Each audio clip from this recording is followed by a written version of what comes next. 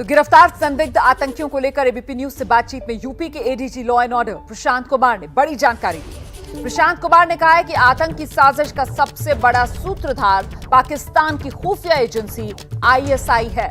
संदिग्धों का कुछ इस तरह से ब्रेन वॉश किया गया कि वो कट्टरपंथी बन गए। संदिग्धों के पास से जो विस्फोटक मिले हैं वो बेहद घातक हैं। अगर धमाका हो जाता तो फिर काफी बड़ा नुकसान हो सकता था। ADG law and order Prashant Kumar ने यह भी बताया कि हमले की आशंका को देखते हुए उत्तर प्रदेश में अहम जगहों पर अब सुरक्षा और कड़ी कर दी गई है। दिल्ली पुलिस और यूपी एटीएस के जॉइंट ऑपरेशन में यूपी से 3 संदिग्ध आतंकी पकड़े गए। मेरे साथ यूपी के ADG law and order Prashant Kumar ji हैं। सर, जो 3 लोग गिरफ्तार हुए हैं, इनकी क्या भूमिका थी और इनके अलावा भी कुछ लोगों को डिटेन किया है क्या?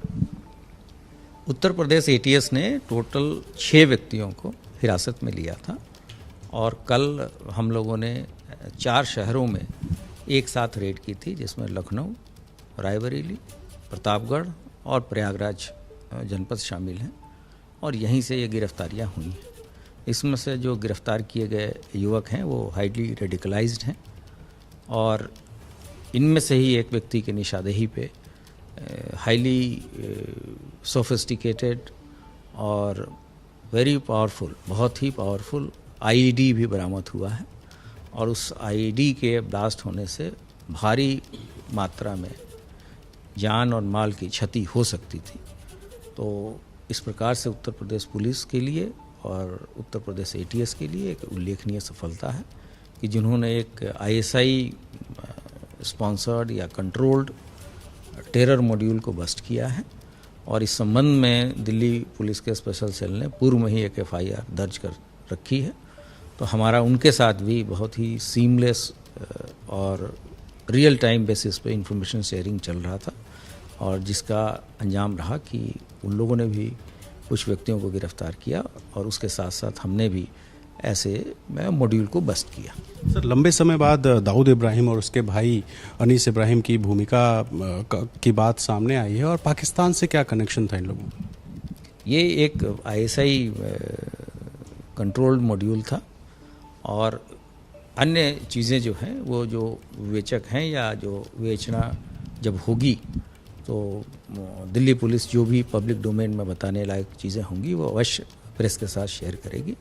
फिलहाल हम लोगों ने जो ये रिकवरी की है उससे एक बहुत बड़ी घटना को होने से रोका है। जो 3 लोग अरेस्ट किए गए हैं, क्या वो यूपी पुलिस के पास है या उनको दिल्ली पुलिस को दे दी? नहीं, ये सभी चीज़ें जैसा मैंने बताया ये राष्ट्रीय सुरक्षा से जुड़ा हुआ मामला है और वहाँ पूर्व में ही इस संबंध में एफआईआर दर्ज थी तो उन्हें हम लोगों ने बजाबते लिखा पढ़ी में और इन राइटिंग उनको हैंडओवर कर दिया है ताकि केस में किसी तरह की कोई कमी न रह जाए। सर, इसके अलावा एक सवाल ये बनता है कि जो 3 लोग अरेस्ट हुए हैं, बताया जा रहा है कि ये आपस में मतलब इनका कनेक्शन किस तरह का, कोई रिलेटिव है ओसामा का, ये आमिर जो पकड़ा गया है?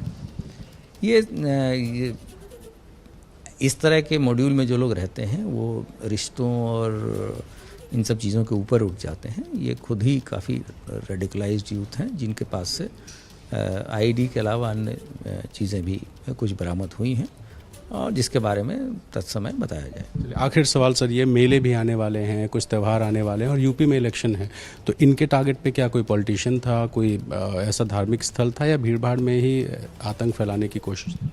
नहीं, इस रिकवरी के बाद और इसके पहले भी यूपी एटीएस ने इसी तरह का एक रिकवरी किया था। उसको देखते हुए जितने भी हमारे संवेदनशील स्थान हैं और जितने भी वाइटल इंस्टॉलेशंस हैं सभी पे सुरक्षा बढ़ाई गई है और हमारा यही पूरा प्रयास होगा कि जो त्यौहार हो या कोई भी विजिट्स हो उसके दौरान किस तरह की घटना ना होने पाए। टारगेट के बारे में अभी कुछ भी कहना थोड़ा प्री मैच्योर होगा। अभी जब पूछताछ होगी तभी आगे इसके बारे में कुछ कहा जा सकता है। तो ADG law and order Prashant Kumar ji, जिन्होंने साफ कहा कि ये बहुत बड़ा एक खुलासा है जिसमें 3 लोगों को यूपी से गिरफ्तार किया गया है और फिलहाल इससे पूछताछ हो रही है और आने वाले दिनों में ऐसा कुछ ना हो इसके लिए यूपी पुलिस पूरी तरीके से अलर्ट है। कैमरा पर्सन प्रेम सिंह के साथ रणवीर, एबीपी न्यूज़, लखनऊ।